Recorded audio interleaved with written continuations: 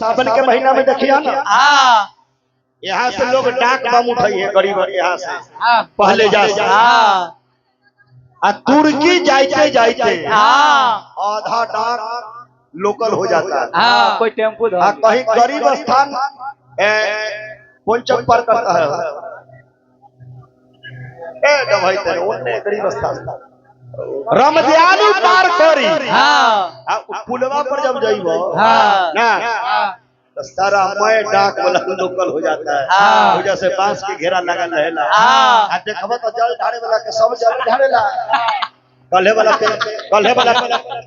कल्हे वाला पेपर में छपाई बबुआ की करी पहले जा से एगो लड़का एगो लड़की जल उठाया ठीक है गोबर सही जाते जाते ठीक है गरीब स्थान तक पहुंच नहीं पाया दोनों अभी तक लपाता है भाई जल कहाँ ढर ओहे रमदयालु के बीच में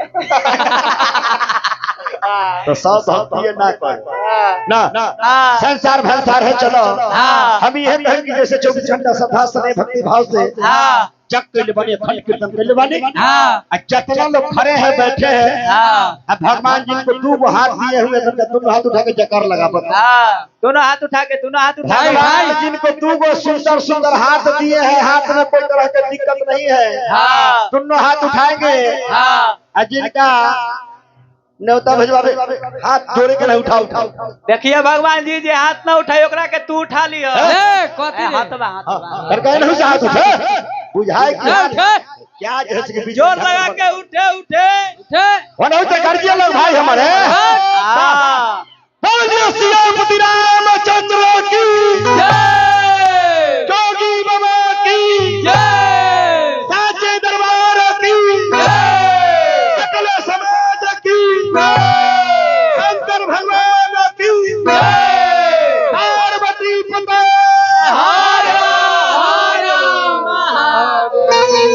जोहरमल बाबा की। अच्छा सब में पहले कमेटी के जो गार्जियन है इ लोग के बैठे की व्यवस्था करवाइए।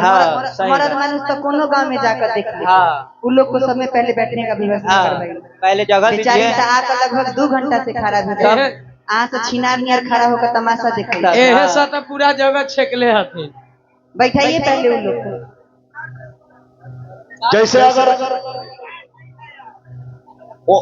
भैया तनका पीछे गार्जियन बैठे मौसा ननकी मौसा बैठे कोई नहीं तू जाना तू अपना दल में आप लोग भी बैठे मनो मुकेश जी ना होते को दौरी बिछा दे लोग बैठ जाए आप पीछे का कोने दौरी बिछवा दी तो ने तारा ना मरो से काम कर कुर्सी हटा दीजिए ना सब लोग बैठ जाइए। माने इतना दिमाग ना ये ना कि सुनो ना होती तो सब आदमी का कुर्सी उठा कर फेंकू कि हम आइए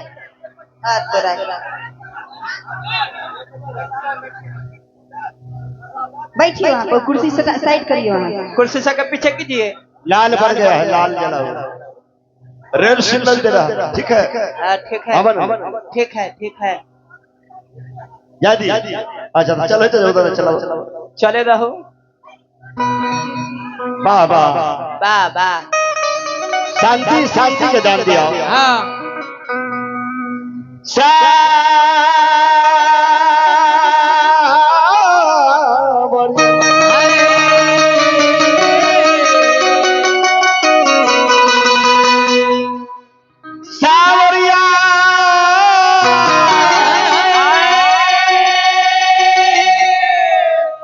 चलिए भैया हमारा रंजय पशुवासी का अपन के पुरस्कार से महती धर्मचंद के धरती से 51 रुपया पुरस्कार रंजय भाई अभिनंदन शुभकामना सावरिया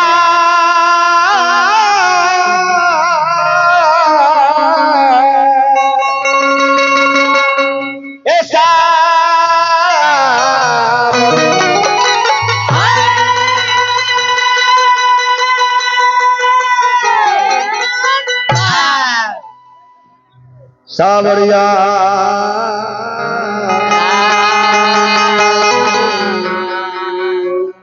सावरिया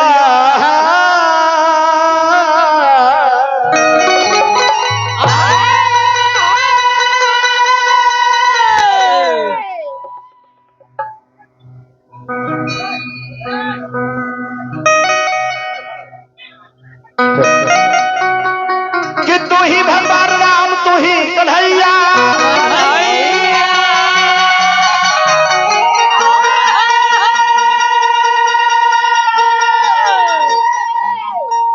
तू ही परशुराम चारों धाम ये गोसैया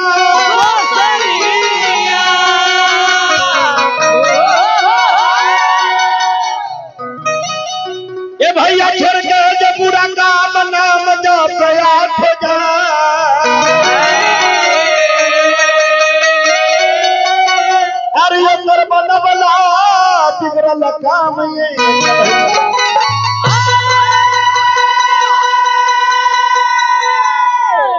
राजनंदिनी साउंड नारी खूब हजारों हजार रुपए का पुरस्कार दिया माता रानी मंग में बनाए रहे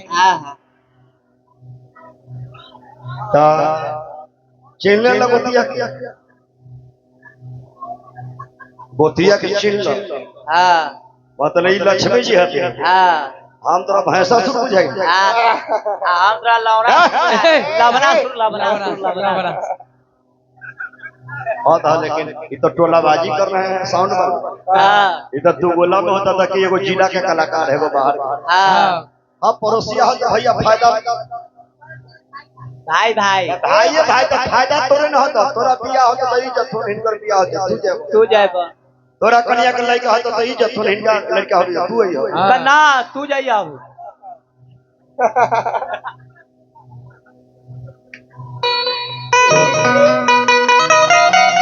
हम ये चाहे निवेदन करब सबसे जिसे शांति व्यवस्था में पानी आनंद लीजिए संगीत के ना ताली बजा के भगवान के भजन हुई ताली बजा के भगवान का सम्मान करें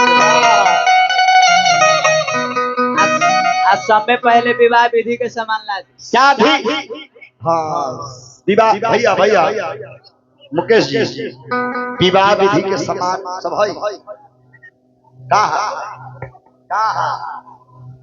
कहा पास में फूटा दे पेट सब सामान लाके रखिए बार बार मांगना नहीं पड़े देखा ये नर के रूप में नारायण है कि श्री हरि भगवान विष्णु के अवतार पर श्री राम है हमरा जानकारी ना लेकर वो जौन रूप में बानी नर के रूप में नारायण श्री हरि भगवान विष्णु के अवतार पर श्री राम बन के आए तो हमरा कहे के कहा कि सजा दो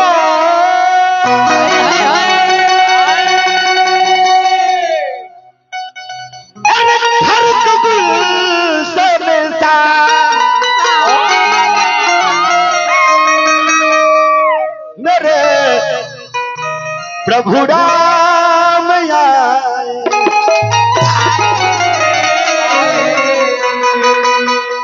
समय आने के चौप लिखा के जगह खड़ा मत रहो कलाकार का मतलब स्टेज पर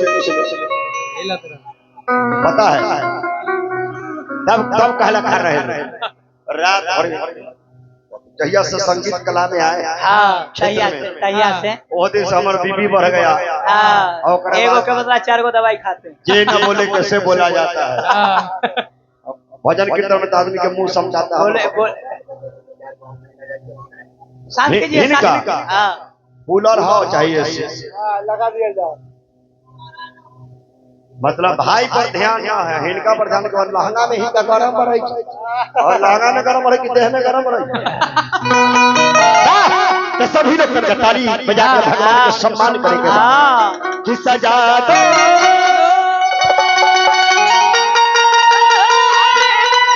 अरे घर उठा वाले बोल हिलने वाला में मेरे प्रभु रामैया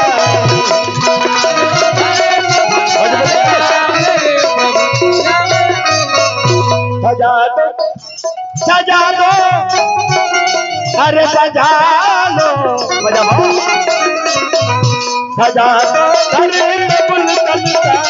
मेरे प्रभु रामैया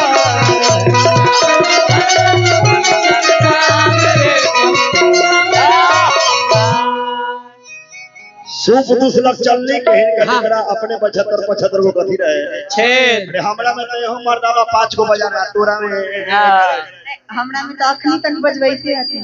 अच्छा तनी सब आदमी बजाइयो ते ताली सब आदमी। हां बजाओ बजाओ बजाओ दिमाग अभी देखिए मर्द को खोद खाद करना बंद कीजिए। मर्द ऐसा हूं बैल के जा कैसे चले लाठी न करब चले आगे मुंह बढ़बे न कर। हां डंडा का कहा ठा में मर्द बैल के जा मर्द शेर होता है। हां शेर जब तक सुतल है कहीं मतलब ना कि ओकर कमजोरी है। हां कहीं ओकर सवा शेर जाग गेल आ जखनी से शेर अगर जाग गई कतरा परिक्रमा कराई हां माय माय बाबू बाबू लगवत देखो बच्ची किसका घर बना रहा है। हेलो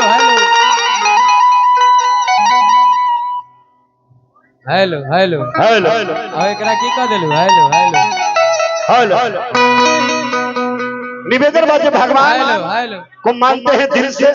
देखो भाई आवाज कैसे देखो आवाज बैठ वाले मैंने माइक पे दिल से अगर भगवान को मानते हैं तो हम चाहेंगे कि सब लोग ताली बजाएं। हां रंजीत पासवान जी की तरफ से 51 रुपए का पुरस्कार आया है। हां माता रानी मंगल बनाए रखे। हेलो ऑपरेटर साहब मन से तनी उठावा बॉक्स में हेलो हेलो हेलो एकरा कहला छुटा कर देलु हो करेजा से बैटरी तो ठीक है। हेलो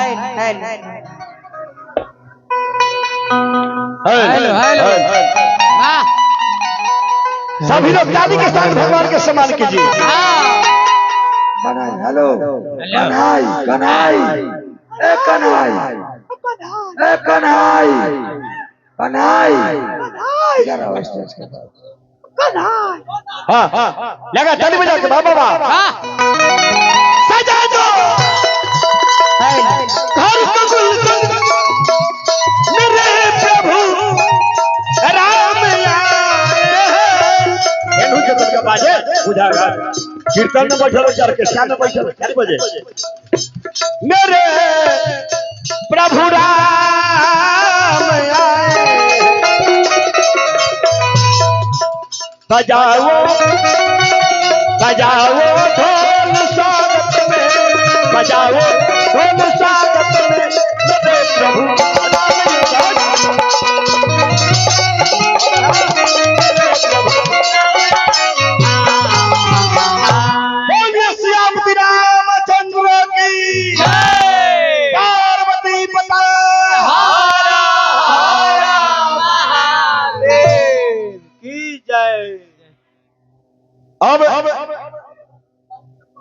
भगवान राम के विवाह कथा प्रसंग सुनावे जाता है। कहां से राजा जनक जी महाराज परण कैलन। जनक कोई नाम नहीं ना जैसे मुखिया जी कोनो नाम नहीं होता। अच्छा मुखिया जी कोनो नाम है ना तो मुखिया जी का कथी नाम है पद का नाम है। पद पद पद कुर्सी।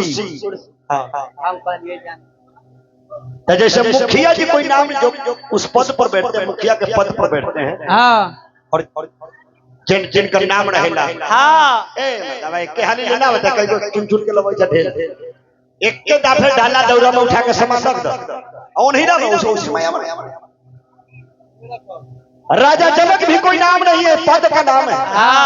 राजा जनक 2 भाई सिर ध्वज तो उसमें कुश ध्वज और 2 भाई में 4 गो बेटी सीता उर्मिला मांडवी श्रुति कीर्ति 4 गो बेटी 2 भाई भाई एने भगवान राम के राम जी 4 भाई एगो बाबूजी 3 गो माई और 4 गो भाई 4 भाई राम कथा हुई जैसे बात परण कैले की है तो देश के राजा लोग जो वीर धनुष को तोड़ेगा सीता उसी के साथ ब्याही जाएगी। राजा जनक के परण सुन के देश विदेश के वीर भूम लोग जुटे लागल। वही में भगवान राम लखन लाल जी अपने गुरु विश्वामित्र मुनि के साथ मुंह में माइक लगाओ तारकासु आहु मारिच के मारो पहिल्या के तारक बक्सर के बन छपरा जिला के गोदना सिमरिया में जहां मर्यादा पुरुषोत्तम राम लखन लाल जी बबुआ गुरु विश्वामित्र मुनि को सेवा कर रहे हैं। मिथिला धाम से खबर गई कि मुनि बाबा के मालूम कि मिथिला धाम में आके आप धनुष को शोभा को बढ़ाइए। अब मिथिला धाम में राम लक्ष्मण मुनि जी जो ही कदम उनकर पड़ल बा कदम मिथिला के पवित्र धरती जहाँ राजा मिथिलेश्वर राजा जनक जी आके दंडवत प्रणाम करतनी हे मिथिलेश्वर ये मिथिला के पवित्र धरती अति उत्तम सुहावन लगता मन भावन लगता। ये पवित्र कहाँ से इतना पवित्रता ही भरल बा बबुआ। अब राजा जनक के प्रश्न सुन के मिथिला के नर नारी चिंता कर देख रहे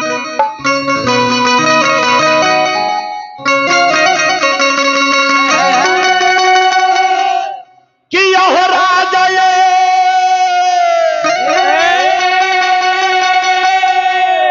हो जनक राजा जी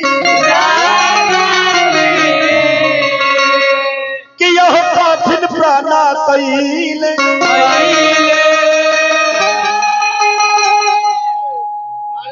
अरे कैसे हुई है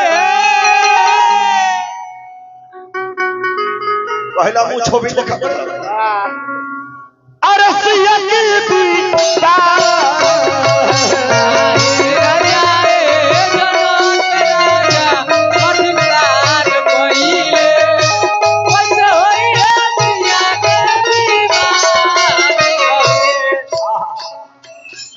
किया हो ये बीज पूरिहाना अरे शिवन धनुहिया अरे ये बीज पूरिहाना शिवन धनुहिया सियन है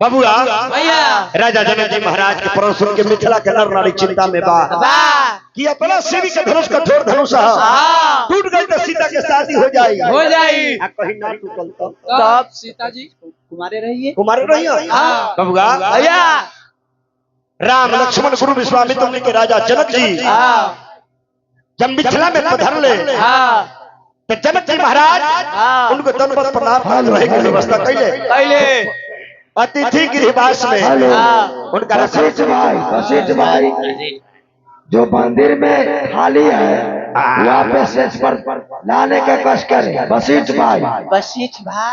वशिष्ठ भाई मंदिर पर थाली है वो स्टेज पर लाने का कष्ट करे। जल्दी से ना थाली दे। अब हम नाम लखनलाल जी फुलवा बबुआ सुबह के समय बा मुनि जी की सेवा कर रहे हैं। उठे लखन निस्विगत सुनी अरुणा सिखा ध्वनिका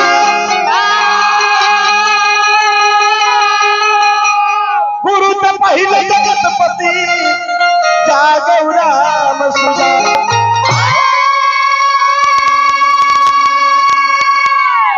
मानस में लिखाई बा उठे लखन निस्विगत सुनी अरुणा सिखा ध्वनिका गुरु से पहले जगतपति जागे राम सुजान सकल सोच कर जाय नहाय नित निभाए मुझे से लाए समय जान गुरु आए सिपाही चले प्रसन्न चलते भाई नित क्रिया से निविध के नाम लक्ष्मण अपने गुरु जी की सेवा कर रहे हैं। मुनिवर के आदेश भैया की हे राम लक्ष्मण खड़े हो जाइए। राम लक्ष्मण जी सीता मैया आपने बैठल रहो। राजा जनक के फुलवारी से फूल लोड़ के लावो कहीं के सुबह के समय जन होला ई ब्रह्म बेला होला सुबह के समय में स्नान ध्यान करके पूजा पाठ करे के चाहे ना राम लक्ष्मण जी खड़ा हो गए गुरु जी के आज्ञा पा के फुलवारी की तरफ लेकिन जाए से पहले का तनका ई लोग से एगो काम बा। आप आइए 2 नंबर में, आप आइए 1 नंबर में। अच्छा अच्छा देखिए, दोनों आदमी समझिए, शर्माना नहीं है। शर्माए के मतलब बुझ गए के लजाए के ना, डेराना नहीं है, गुस्साना नहीं है। काहे कि शादी ब्याह में जनी जात लोग कोई को छोड़ है गाड़ियों बक दो ना, शादी ब्याह है वैसा माहौल है कि में कोई को कोई शिवनाथ भाई जहाँ पर है पोखरी मूसर जो लाने गए हैं लेके जल्दी सिलाइए। कोदारी आप लोग को इंतजार कर रहे हैं। कोदारी भी एगो लेके आइए। पोखरी है खाली मूसर मंगवा ना दियो कोदारी है बैठो, चलो 3 गो चीज समझ गए। गुस्साना नहीं, शर्माना नहीं है, डराना नहीं है। जो हम पूछेंगे वो बताना नहीं है, बताना है। जो पूछेंगे उसको बताना है। आप जाइए 2 नंबर में। अच्छा राम लक्ष्मण जो बने हुए हैं ये अपना गाँव के लड़का हाँ अपने समाजे के लड़का है, समाजे के लड़का है। भागिना नाती वाला बात ना नू। ना चलो अपने प्रोडक्ट है, अपने फैक्ट्री का है। वही तो अपन परिचय तरी बताइए। जैसे रात भर मेरे साथ आप रहिएगा, हम आपके साथ रहेंगे।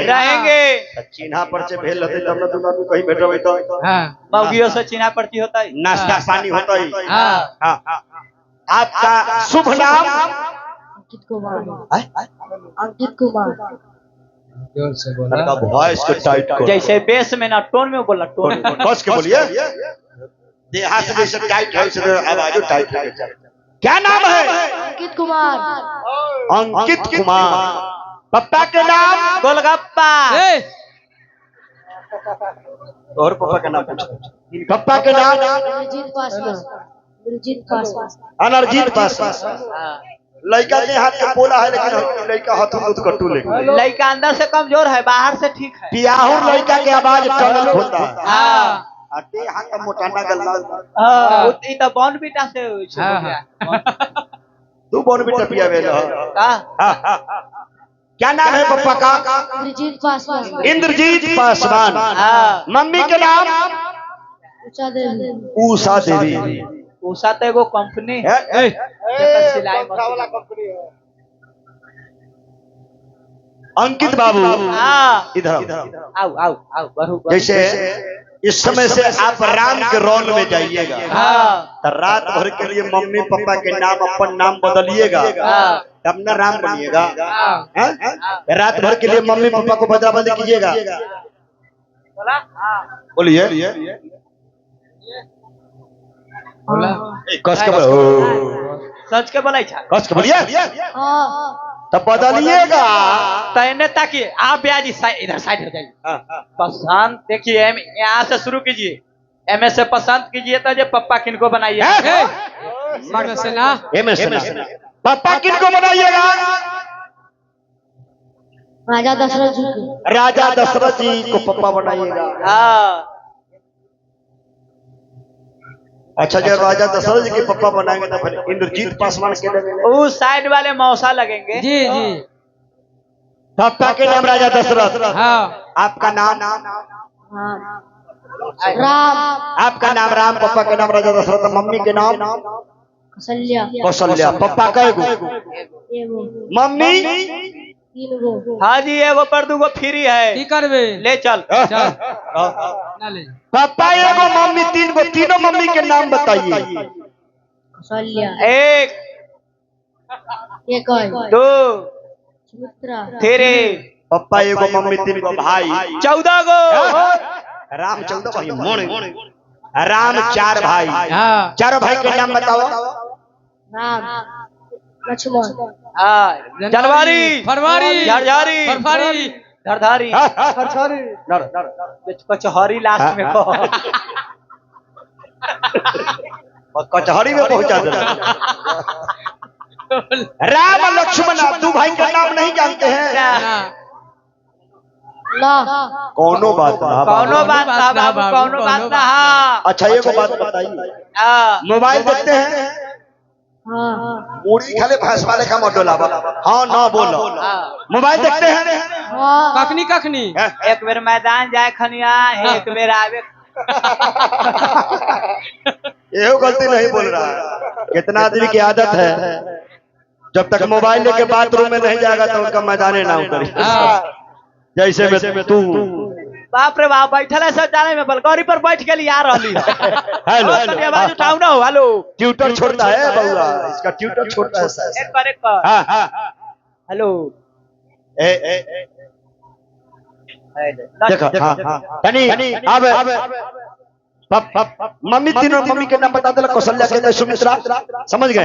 राम चार भाई, राम लक्ष्मण भरत शत्रुघ्न, समझ गए?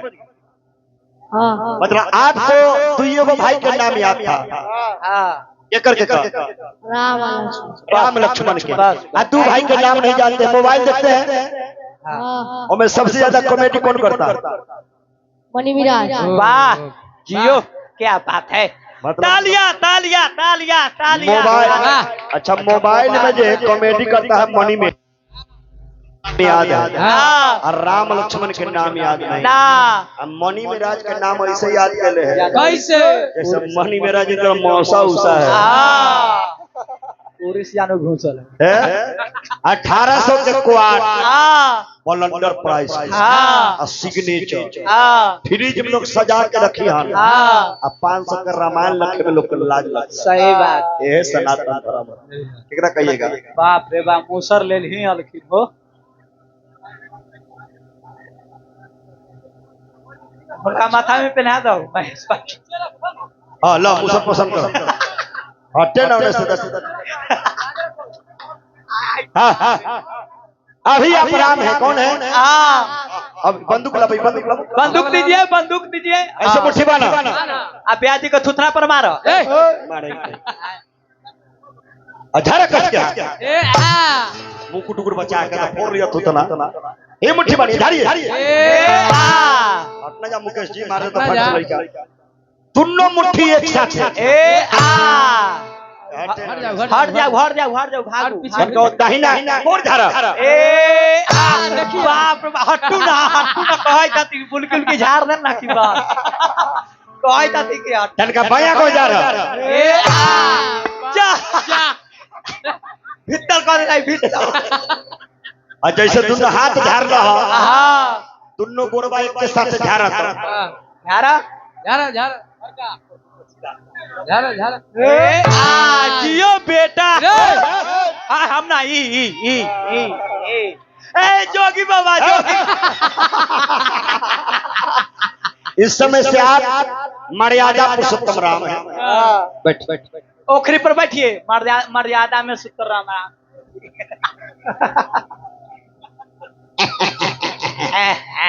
जाने आपका नाम? पंकज कुमार। जी जी, आपका नाम? मेरा नाम पागल पिल्ला है। ये बाबू के किरा के झल्ला है। उत्ते वाली के कन्हौली वाली। तोरा पूछे का कार हो रे सरजू बाबा। क्या नाम है? पंकज कुमार। बॉस के बोलो ना। पंकज कुमार। अंकल। आपका नाम पंकज कुमार। अब पापा के नाम? जागरू मातो। ये अपने कहियो पिटाएगा, हम लोग को थोथना फुल बाबा। आपका नाम पंकज कुमार। अब पापा के नाम? झगड़ू। सुधीर पासवान। अरे सुधीर पासवान। सुधीर। आहो वो पास माने गड़बड़ आ गई, ठाकुर के पास मानो।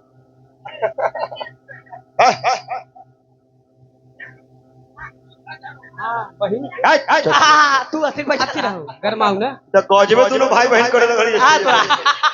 लक्ष्मण जी के परचाए। चला चला। पापा का नाम क्या बोला? सुधीर पासवान। अरे सुधीर पासवान। अब मम्मी के नाम? चुसनी देवी। क्या नाम है? मीरा देवी। मीरा देवी मैया गे मैया ई मिरवा के छौरा है बाप रे बाप के ताग हो गेले के ये तू कैसे जाना छी रे? अरे हम दोनों आदमी जोरे स्कूल में पढ़ाई रही रे आ टिफिन में चल जाते रहिए हुआ कहाँ कदवा करे आवाज तक नहीं रहे रात में एकदम धान उन रोप के धान रोप के अभी इस समय से आप मुड़ी उठाओ और राजा के लेकर मुड़ी ना के सीना तान के तरह चेहरा उठा के हाँ इस समय से आप लक्ष्मण है अब एगो बात और बताओ मीरा देवी के लड़का गाय के दूध पी लो भैंसी के दूध चचा क्या है रे चचा के बच्चा मीरा देवी के लड़का कहते हम गाय का दूध पिए हैं भैंसी का भी दूध पिए हैं फिर इनकर मम्मी वाला दूध सेंटर में उठौना लगल है जेकर फैट के जोराना रहे फैट पर फैट उतन्या के फैट घट गया है वो कैसे गर्मी से दूध हाथ जाइत रहे अभी आप लक्ष्मण है मीरा देवी के लड़का नहीं है ठीक है आगे आगे ये आपके बड़े भैया हैं कौन है बड़े भैया भ्राताश्री और ये कौन है अनुज सखा छोटे भाई शेषावतार लक्ष्मण जी ठीक है आप आगे रहिएगा और ये जहाँ भी रहेंगे आप इनके पीछे रहिएगा ध्यान रखिएगा यही पीछे ये जितना लाइट बत्ती बढ़ रहा है आज ही सबको जाकर फोड़ दीजिए साउंड वाला भैया बांध दे तू अनहार में अगरबत्ती बार देगा बांध दे थी यही फुलबाड़ी में घूम के आपको फूल ओढ़ना है ठीक है आगे आगे राम और पीछे पीछे लक्ष्मण घूम आराम लाइन से एकदम सिस्टम में घूमिए स्क्वायर में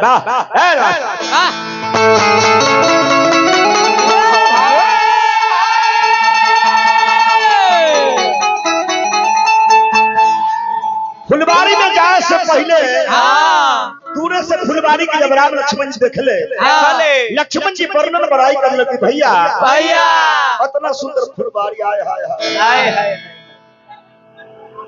अरे तबगिया के अजबी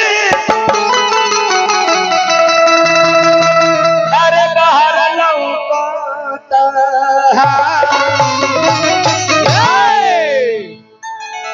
अरे तबगिया के अजबी अरे बाहर लौकता देखा भैया राम देखू ना हो गए लगला थी मछली साथी हो गए भाई साथी झूठो के पानी न ललो हेलो बसीत भाई थोड़ा सा मंदिर खोल करके उसमें से को पॉलिथीन दे दीजिए बसीत भाई यहाँ कहीं भी हो बसिठवा का तनका सानी खोल दहू कथी रे मंदिर के गेट पॉलिथीन ला कहे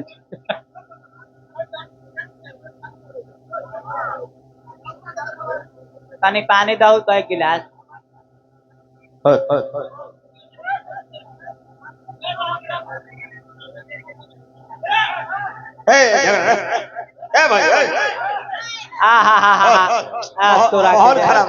माहौल मत खराब करे कितना भी जो माहौल शांत है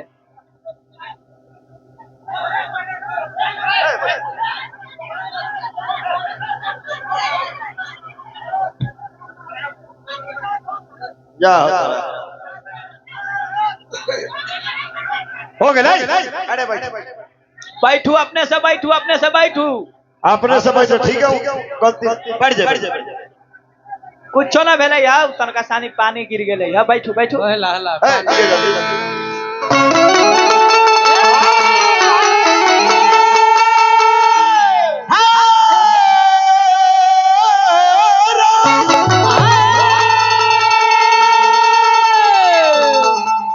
लक्ष्मण जी कहता है भैया अरे तबगिया की अजबी बैठ जाइए अरे तबगिया की अजबी अरे बाहर लौकता देखो अरे हो मुंह नहीं निकालिए अरे देखो नहीं जवानो अरे फुलवा पे भावरा बोले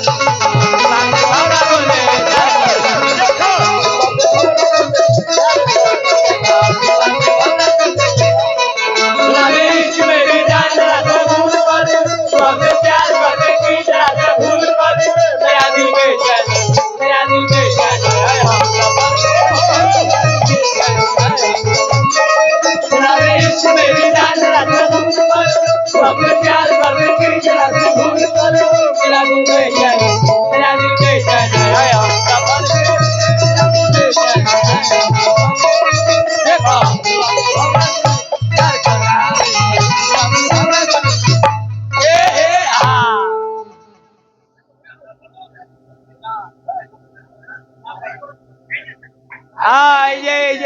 ये जो चक्रधार मुर्गी है माथा के चुड़की पिलाने के मुर्गी मुकेश महात्मा मंत्र मिश्रा के चक्रधार मुर्गी चक्रधार मंत्र मिश्रा के चक्रधार ओ हमें कई पॉइंट पता है जैसे एगो उल्टी चित्त चक्रधार होला तो नहीं उल्टी चित्त वाला दिखाओ ना बैठौका वाला बैठौका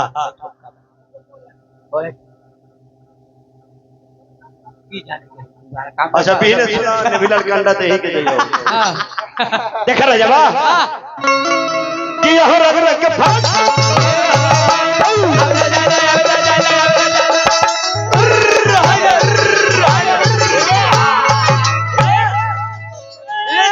छोरा हवाला महात्मा जी से दबालो बाबू राम नाम के जरिया खैला के बाद फायदा करी खाए के बाद आओ महात्मा जी के आश्रम में देखो आश्रम टूटे वाला अरे भैया झूमे डाली डाली रतरानी चंपा बुझाली मतवा रतरानी चंपा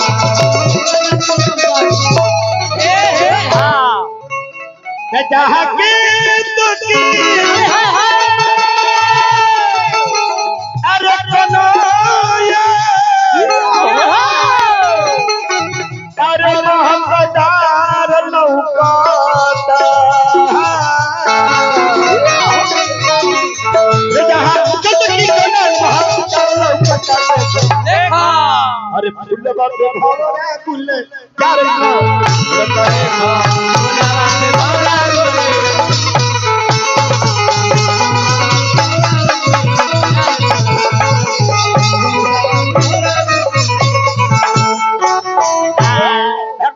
फुलबाड़ी में जो ही प्रवेश करे के चाहता नहीं हमें वो चंद्रकला नाम के मालिक भगवान राम के रास्ता घर ले बिया अब पीछे आप पीछे आइए और सामियाना का चौक लेखा खड़ा मत होइए हेलो सरकाते में फुर्ती बनावे तन का है करते रहिए तन का हल्का मुस्कुराते रहिए और हंसते रहिए देखिए हंसी एक ऐसा चीज है इंसान के जीवन में आप चाहे जितना गम में जितना मुसीबत में हो हंसी के माहौल में 5 मिनट बढ़ जाइएगा खास करके संगीत माहौल में कोई दिन लम्बाई से मुसीबत दुख आपका इस दुनिया में कोई ऐसा लोग है जो बिना मुसीबत से परेशानी के नहीं हर इंसान बेचैन है लेकिन यही में सब कुछ भगवान राम लखन लाल जी फुलबाड़ी के देखते लक्ष्मण की भैया 64 प्रकार के फूल में चारे प्रकार को लोग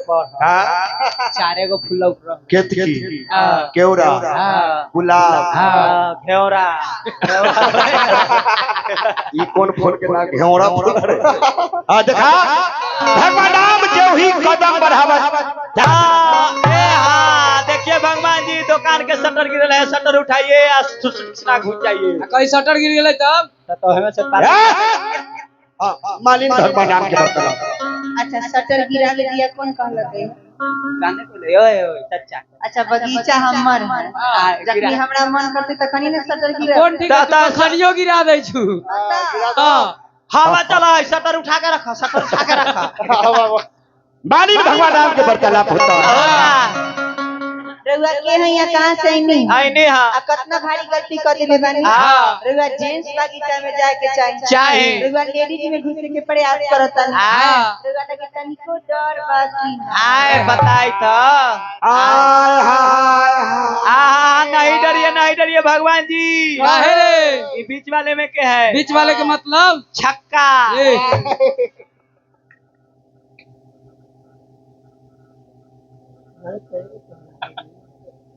अच्छा बताइए आपसे मजाक ही ना किया है दादी की गाड़ी के लिए अच्छा बात एक के हथौड़े में छक्के बनवा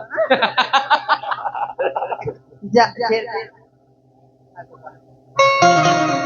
चापले रे परवा हल चला हाँ बबुआ बताइए अब कितना भारी गलती की है लेडीज के बगीचा में लेडास हो के का करे का करे बताओ बताओ फूल तोड़ देखिए हाँ। फूल तोड़े से पहले तो पूरा खानदान के नाम बताए के पड़ी। सब में पहले अपन बाबूजी के नाम बताए के पड़ी। अपन माई के नाम बताए के पड़ी। अपन दादाजी के नाम बताए के पड़ी। आ ऊ वाला सामान के नाम बताए के पड़ी। ओए औजार के औजार भेल धनुष आ में छोरे वाला मोर के जेब में रख ले आते हैं।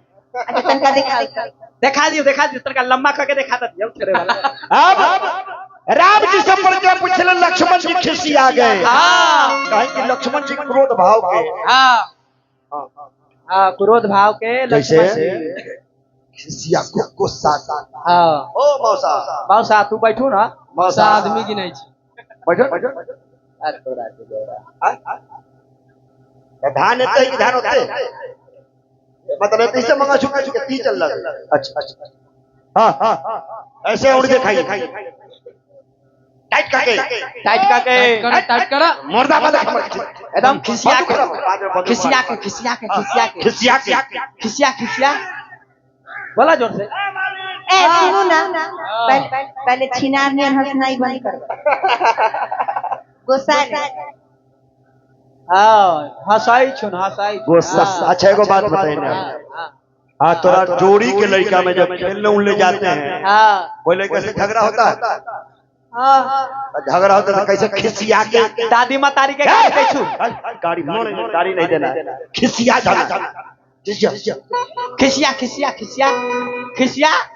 आ ज्यादा गुस्सा फरता कदी हां फिर खड़ा कर एकर काम है गिरावे के तू खड़ा करैत रही। सुने ना उतना हमरा फुर्सत ना है रात भर हम गिरवाइत रही उ खड़ा करैत रही। जैसे टोल टैक्स पर जाइएगा 4 व्हीलर लेके एक आध टूटा बहुत हो गया। टोल टैक्स पर जाइएगा ना 4 व्हीलर लेके तो में के डंडा ऐसे गिरल रहेगा। आज जैसा ही पैसा आपका कटा नहीं कटा ई गाड़ी के नहीं कटा काहे रे ई कौन गाड़ी रही हो।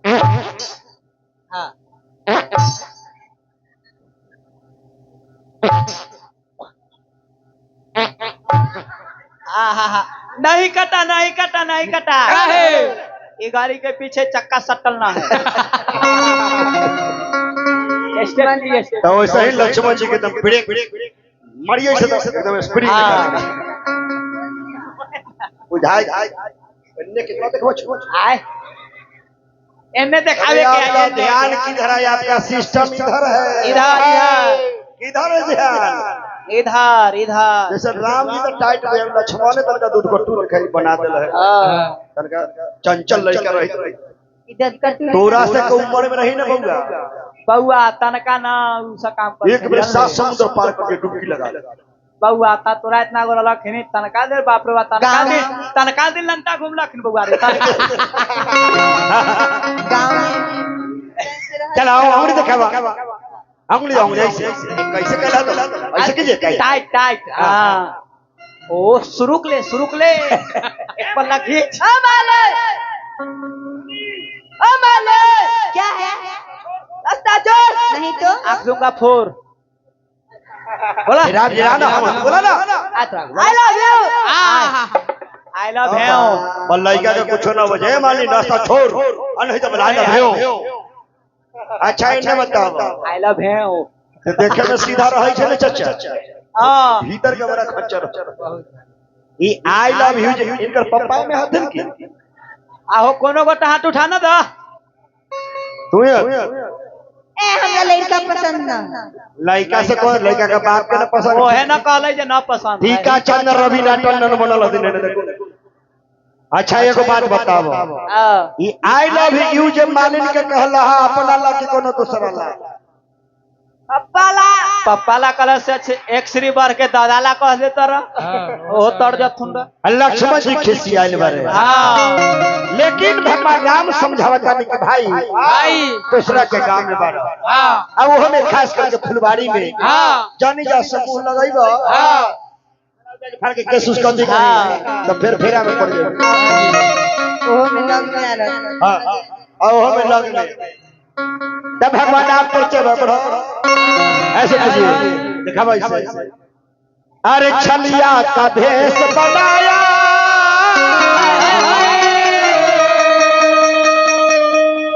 फिर में घड़ी के लड़का सब पिटा जाता है। हैप्पी एनिवर्सरी कथी बोल रहा ना कथी साल के कथी होय छै त ना कहै छै हैप्पी एनिवर्सरी खूब धरे में मन लगे देखो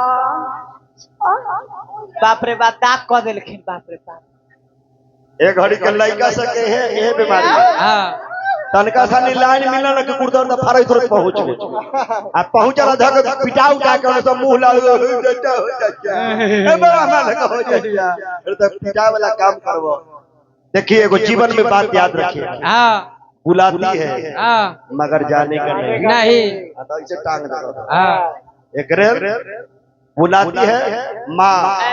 सुनिए तो आज जो था कि हमारा सखी का एंट दिया है हाँ। इसका जिम्मेदारी कौन लेगा ओकरा सखी से हाथ कर दे हाँ। तू अभी बच्चा रह और सखी जा झूठ ना बोल तोरो मन रहो उठवावे के तब तू वाली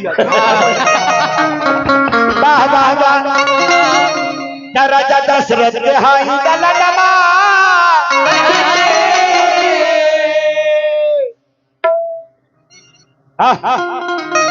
तमन माना ये मालिन कहना तू सुन वाह राजा दशरथ के हाई दलनमा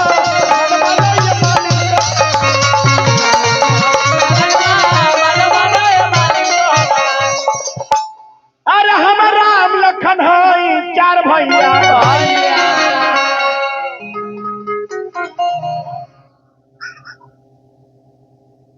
हमरो पागल हमरा कथी कहे अरे हम राम लखन हई चार भैया अरे हम राम लखन हई चार भैया प्रेस बाबा हां तीनों देखावा तीनों हमरा चारों के तीन महाभैया अरे हमरा चारों के तीन महाभैया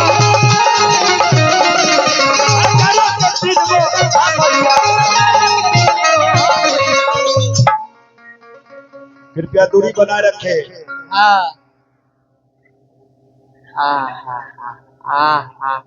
अब इस समय आपका कैसा फीलिंग आपका कैसा कर रहा है? बहुत अच्छा वाह वाह तनका देर के बाद और अच्छा लगता फीलिंग ये अभी अच्छा हो न पाऊंगा जब फिल्म फेंके लगता हूँ ना तब पापा उपा के फिल्म सब गायब कर दे कौशल्या के कई सुंदरा कौशल्या के कई मन माने ये मालिक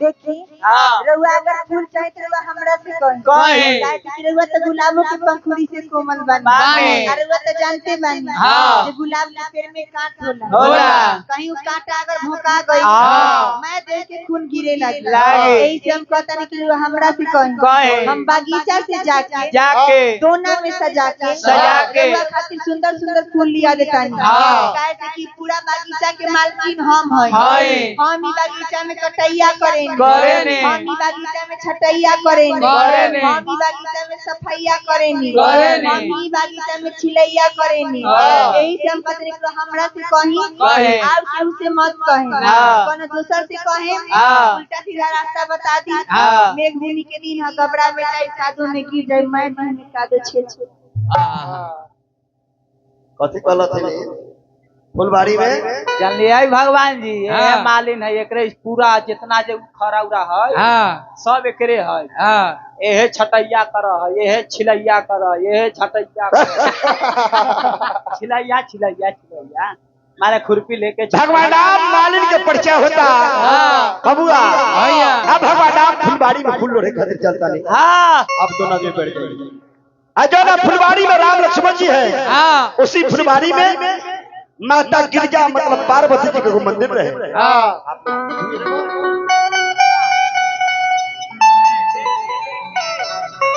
बैग में बढ़ जा, आप लोग बढ़ जा। वाह वाह वाह वाह। मानस दृष्टि वाली खनी कितने ही अवसर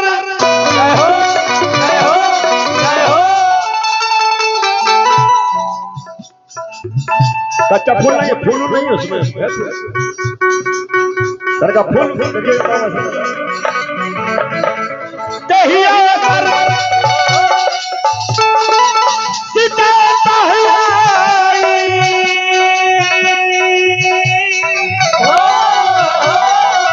गिरिजा पूजन जननी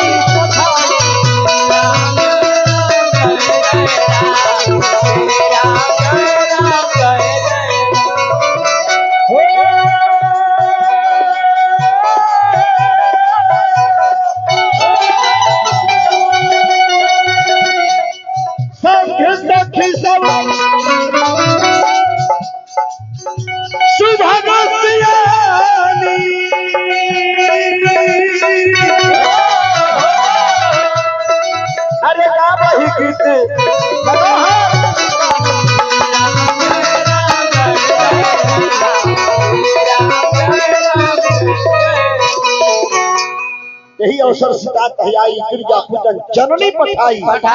जननी का मतलब क्या होता है? लोग कहते कि जमाना बदल गया। जननी के मतलब माता होती है। आज से 20 वर्ष पीछे जाइए, पहले के बेटी पतो अपने सास ससुर माता पिता के आदेश के बिना घर से बाहर ना निकले। तो फिर चौखट कैगो लगा? 4 गो। एक घड़ी घर में कैगो लगाते हैं? 3 गो। 2 गो सब फिटता, एगो ऊपर 3.5 चाहे 4 फीट के, और निचला जो पेरेकर चौखट रहे देख के लोग पार करे, वो पेरेकरे पार है। तो लोग भी फ्री हो चुका है, न किसी को कोई कहने वाला है न कोई सुनने वाला। गलती ना चाचा, सीता सही मंगल गीत गावत चल लगा फुलवारी में वही जहाँ माता गिरिजा का स्थान बा कि गिरजा पूजना पिया सुकुमरिया नजरिया लड़ गई। आराम आराम बीच फुलवरिया नजरिया लड़ गई।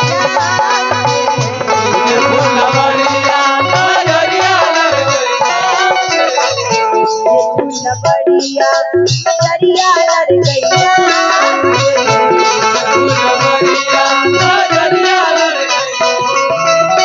गिरजा पूजना गिरजा पूजना पिया सुकुमरिया नजरिया लड़ गईया।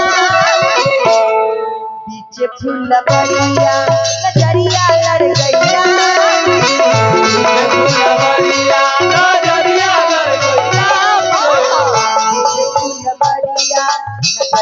लड़ गईया। मैया जी के पावे मैया जी के पावे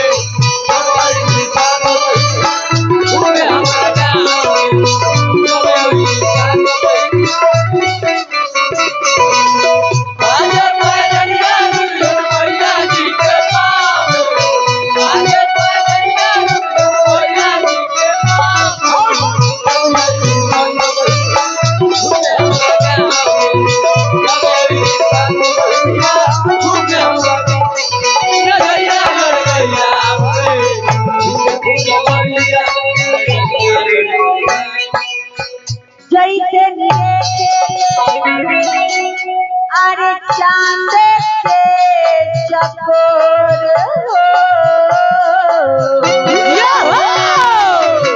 कोई से नहीं के सिया राम जी के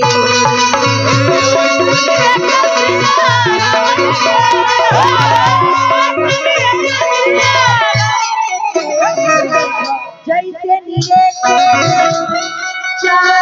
चांद के चकोर कोई से नीले के सिया राम जी के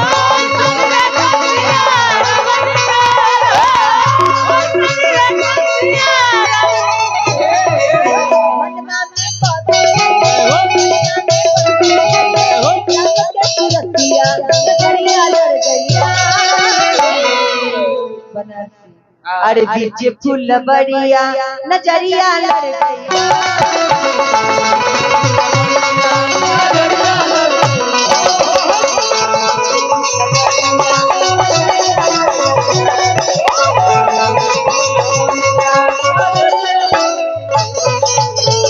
नजरिया लड़ गई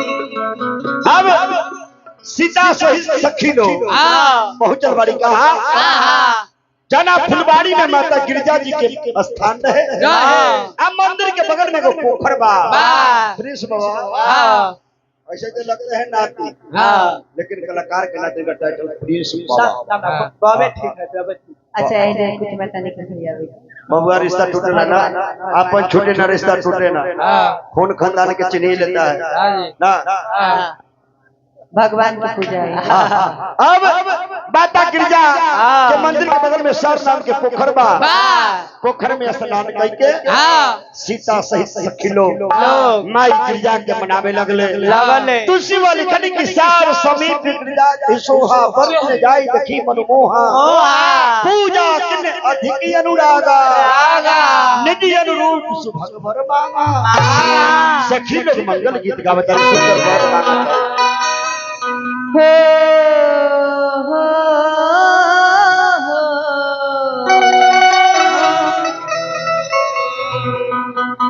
कि मैया के पाँव पैजनिया बड़ी निकेला गेला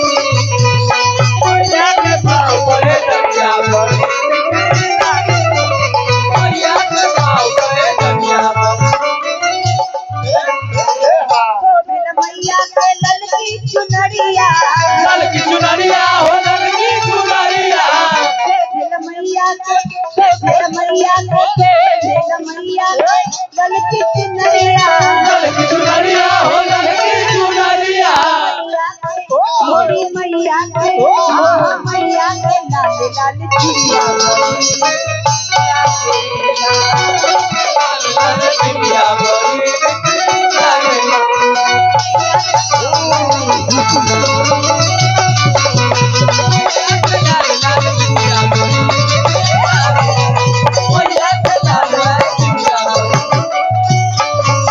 मैया के पाँव पैजनिया बड़ी निके लागेगा। अब खेला देखी खेला दिखाई सीता जी सखी लोग के साथ माता गिरिजा के पूजा करता। मानस में तो साईं बाबा लिखने की एक सखी सी संग बिहाई। बिहाई का मतलब दूरी हो जाना, अलग हट जाना। एक सखी सी संग बिहाई कई रहे देखन फुलवाई कुर्ती में चला ना भाई एक मम्मी के ना कने हाथ उठाओ तो एकरा से देह पर लगे कुल्ला भी गोली बेंग से अब सीता जी के सहेली लोग उनमें से कोई चतुर सियानी चतुर माने चला माने चंचल नटखट चंचल सखी सीता जी के साथ छोड़ के और राम जी के भिड़िया में गिरिया बना के सतावत लगले देखे कौन भाव में बबुआ कौना भाव में तमानमा में बसली रे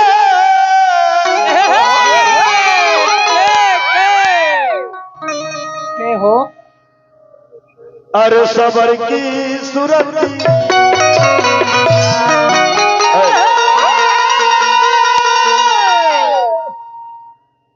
सबर की सूरतिया पागल भइले मतिया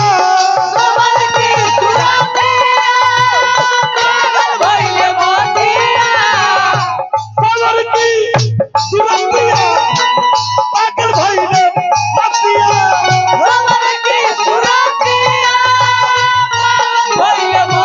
अरे पागल भइले मतिया राम जी पर जो तकल देखिए भगवान को भरने अपना किए अच्छा यहाँ भगवान का पलट के ताक दे तो या तो आपका तकदीर का ताला खुल जाएगा नहीं तो ताला ऐसा लॉक हो जाएगा फिर कभी खुलेगा तो लॉक का मतलब कि चौक हो जाएगा ना तमानमा में बसली रे और सबर की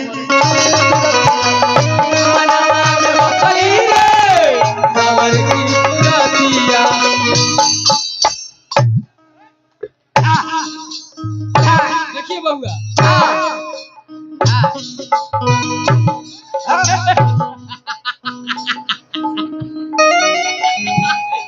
बेशक तुम मेरी मोहब्बत हो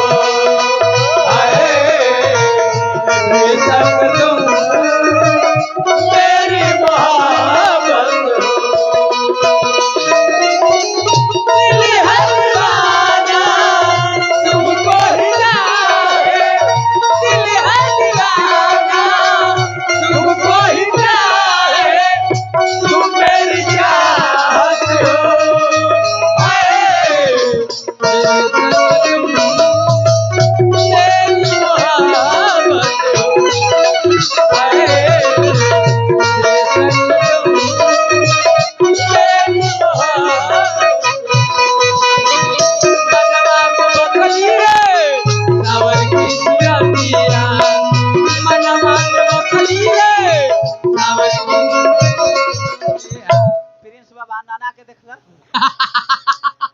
बउआ पापा मम्मी के देख ले यार तो अरे क्या अब भगवान राम के श्यामल रूप देख के सखी भाग के जाते रहे सीता जी के लगे। का कही रे सखी बगीचा में जब राजकुमार देखने ले बानी एगो सावर एगो गोर आ दोनों के सुगाई ठोर का कही रे सखी जब से हम देखले बानी हमार हाल एकदम से होश कर वर्षा बुनने के दिन होश रहो का देखलू एगो सावर एगो गोर आ दोनों के सुगा ऐसा ठोर तोरो ठोर कौन कम है तोरो तो कोयल लेखा ठोर। कोयल के तो देखो सब बीजक के बात नाती अगर सियान हो जाए तो उसको शादी ब्याह कर देना चाहिए। नानियों का फर्ज होला वो मेकअप कम करेगा करा दिया जाओ ता तक हम बहके दे छी अपना गांव के खूब लइका ना कंट्रोल करके रखै छै। हां देखा ए ऐसे कर ये अपने तेज है सब देखो अब एगो सावर को और दोनों के सुगा सा ठोर या दोनों में पसंद तो रखे गोर का सवार हमरा तो गोर के ठीक नहीं 2 दिन से की नाती जोर लगले ना नाती आज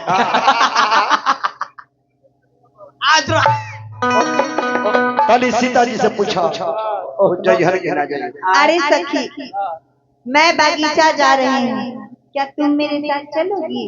नहीं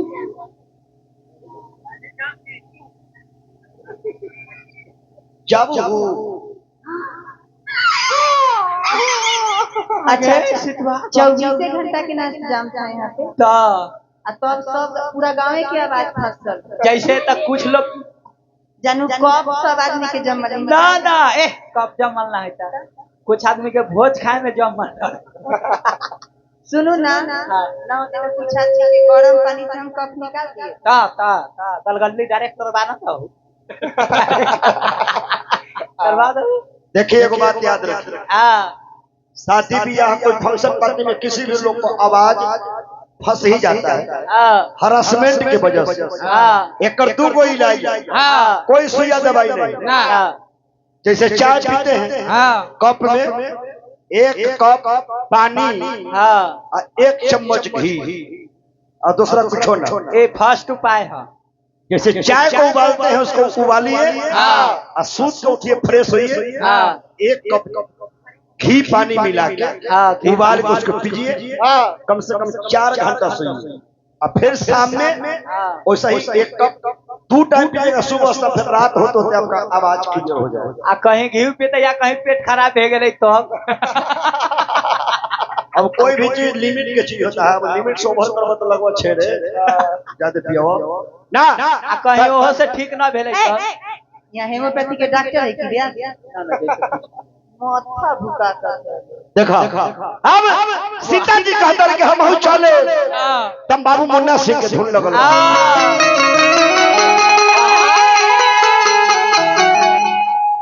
अरे मुस्की मार चरनिया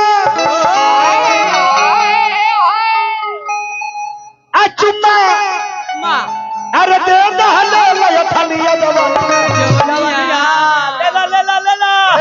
ले ले कथी हरे कोला कहि देखि त धरै छै हम तोरा न धरि त केकरा धरि बता तू ही बता केकरे धरते बता मौगी हते तू त कहि धरि केकरा पैसा सधारे के तेरा मेरा अरे जान मारेला रे कोई अरे जादू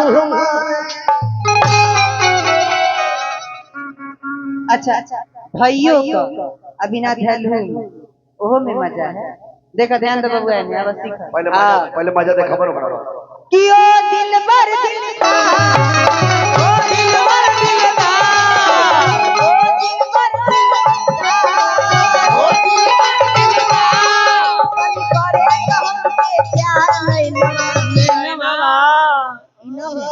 अच्छा एगो बात बताइए हां जैसे दूर से मजा आवे छी बात सही लेकिन एगो बात बताइए हां बोलिए खूब कस के भूख लागल हां चावल दाल पापड़ तनौरी तिलौरी फुलौरी कचौरी तनका दही तनका चीनी तनका घी डाला हुआ है हां आ कहला कि दूर से खूब मजा के लेके हम खा रहल ना आ भूख लागल है हां असर भात दाल थरिये में पड़ल बा हां पेट भर जाए ना पानी के प्यास है दूध से नहीं मिलता है। हाँ तो अपन सामान के देखो कि ओ दिल भर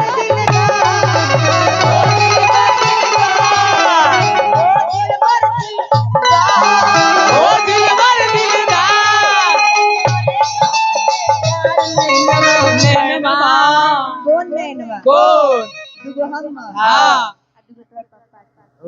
कि नैनवा अरे चार कर के बनम बिहार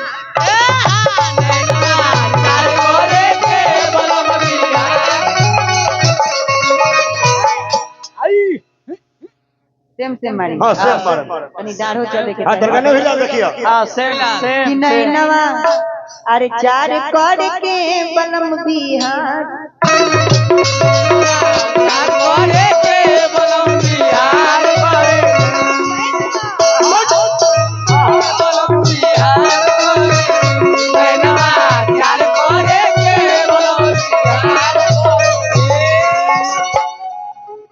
हाँ एने से सीधा सही सखिल रो हाँ बत्ती के करबा। हाँ हेलो हेलो हेलो एने से सीधा सही सखिल चलता रही। हाँ और से हाँ राम जी हाँ राम जी लक्ष्मण जी से पूछले कि भाई भाई ये फुलबारी में पैल के आवाज छाम शाम शाम चूड़ी खान खान खान तो ये हाँ लक्ष्मण जी कहता है का कि यार छम छम बाज पयलिया छम छम बाज पयलिया हाँ दिमाग का अच्छा हमारा दिमाग ना काम करे कि एक करना पड़ता है। अच्छा ये बात बताइए हाँ हाँ हाँ ये जो बीच रास्ता पे बैल बहान दिया है बहान दिया है कौन यहाँ पे बना जल्दी खोल के बताइए आए बैल बताइए तो। मतलब हम बहन का पैल बुझाई। आए अच्छा पता बउआ सब तू है हम पैल बुझाई ले। अच्छा मान ल कि अगर हम पैल बुझाई त तोरा पैल बुझाई छौ। हाँ आए हां अच्छा ई कहे छै जे बहान दिया है हाँ तो बाप रे इहो मजाक उड़ै छै जेकरा अपना आइला चप्पल ना बोले ओए ना माइक आई स्कूल। अच्छा सब के का कहबो कुछ शब्द ऐसा है कि बहुत लोग से बोला ना ना देखो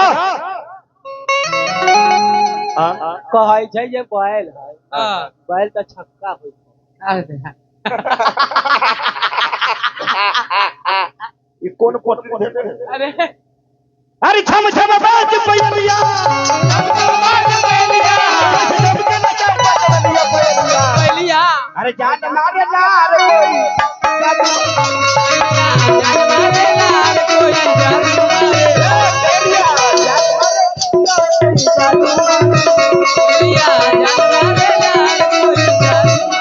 छोरे के ना हम तेरा तो साथी मरते दम छोरे के ना हम तेरा तो साथी मरते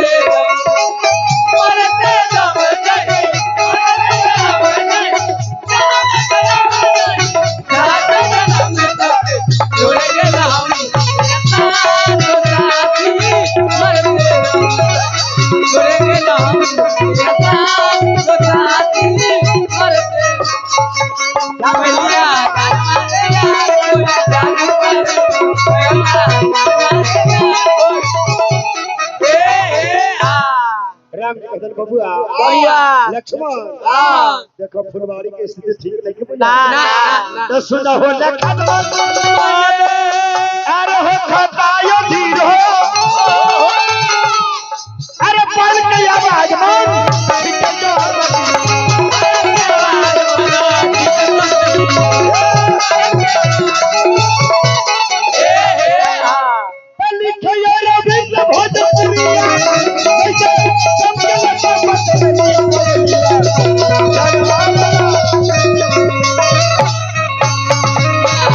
मारे ना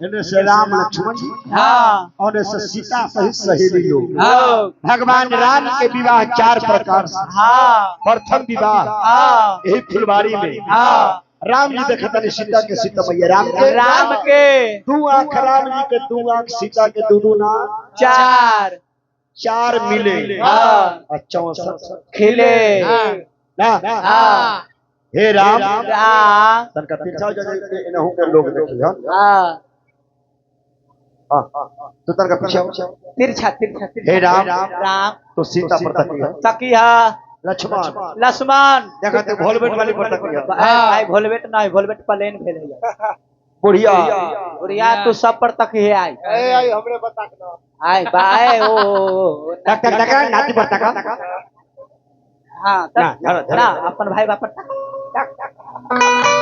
हाँ तू एन्ने तक है भी देखा तो राम जी देखा सीता के सीता मैया सीता के रूप देख के राम जी दिल के बाद मन ही मन सीता जी से कहे लगे लगले कि जो मेरी रूह को चैन दे प्यार दे वो खुशी बन गए हो तुम जिंदगी बन गए हो जिंदगी बन गए हो जो मेरी रूह को चैन दे प्यार दे वो खुशी बन गए हो जिंदगी बन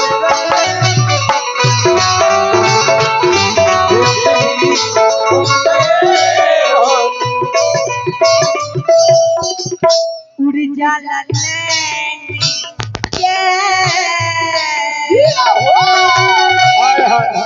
अरे दिल के करार हो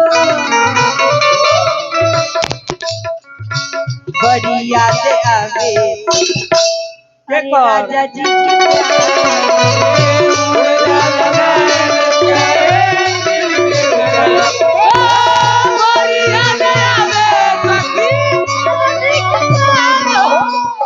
उड़ जाला नैन रे अरे दिल के करार हो बड़ी याद आवे अरे राजा जी के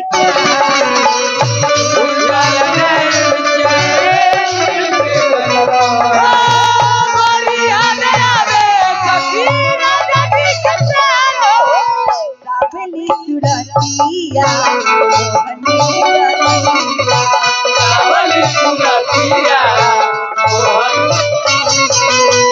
बड़ी नीक लागेला मीठी मीठी बतिया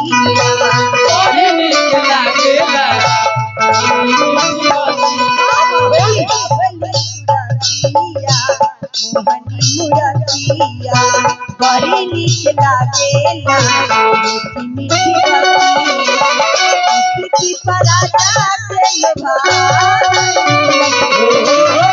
मीठी पकैया तेल भात जैसन पिछले रही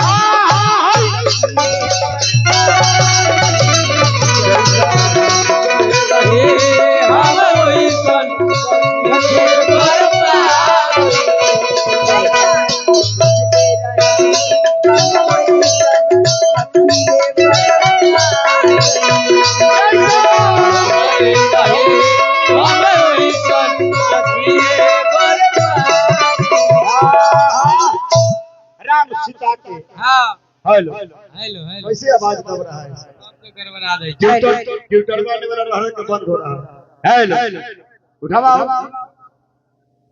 हेलो उठाइए हेलो हेलो हेलो हेलो चलो राम सीता के मधुर मिलन ये भइल बा। माता सीता जी कहत रही राम से हे दुनिया के मालिक अब हमरा जाए के आदेश दी कहे कि माई के आदेश पर हम गिरजा माई के पूजा करे आइल बनी। राम लक्ष्मण जी फुलबाड़ी में फूल लोड़ के अपना मुनि बाबा के लगे जाता रहे। माता सीता जी दोबारा में गिरजा माई के पूजा करता नहीं। बड़े सुंदर भाव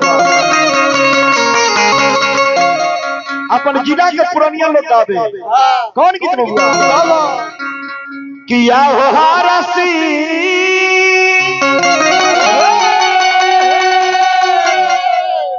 आहे हरासी सिया जी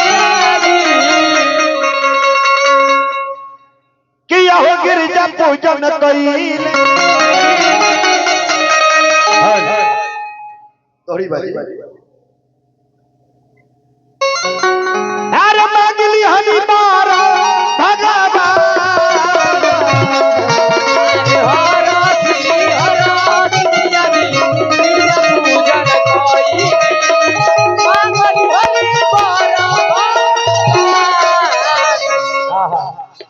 माता सीता जी मंदिर में मांगा तरीके हे माई किया हो राजा तो तरफ ऐसा